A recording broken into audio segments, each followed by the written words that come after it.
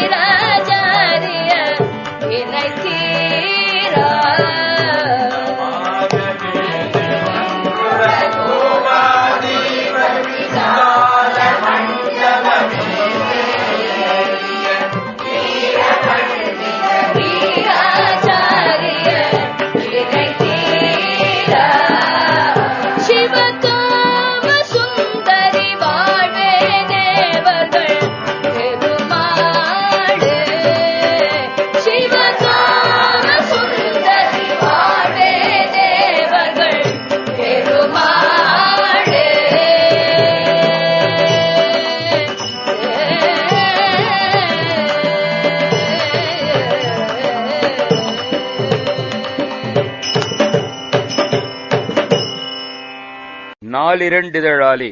பொது திருப்புகழ். நாலிரண்டிதழாலே கோலிய ஞால முண்டகமேலே தான் இளஞாயிறென்று கோலாகாலனும் அதின் மேலே.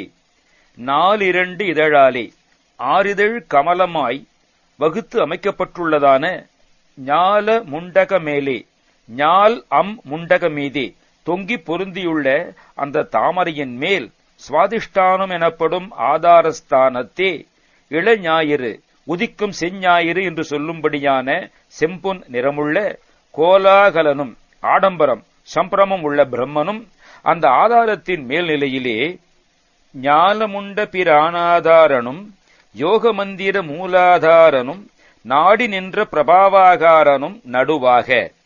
பூமியை உண்டவரும் உயிர்களைக் காக்கும் தொழிலை கொண்டவரும் மணிபூரகம் எனப்படும் ஆதாரஸ்தானத்திலே உள்ளவருமான திருமாலும் யோக மந்திர மூலாதாரனும் யோகத்துக்கும் மந்திரங்களுக்கும் மூல ஆதாரஸ்தானமாகிய ஹிருதயகமலத்தே அநாகதம் எனப்படும் ஆதாரஸ்தானத்தை உள்ள ருத்ரமூர்த்தியும் ஆக மூவரும் விரும்பி தேடி நிற்கும் பிரபாகாரனும் பிரபவ ஆகாரனும் ஒளியும் மேன்மையும் கொண்ட உருவத்தனாய் பூர்வ மத்தியஸ்தானத்திலே உள்ள சதாசிவ மூர்த்தியும் நடுநிலைகளிலே வீற்றிருக்க மேலிருந்த கிரீட்டா பீட்டமும் நூலறிந்த மணியமாடமும் மேதகும் பிரபை கோடா கோடியும் இடமாக.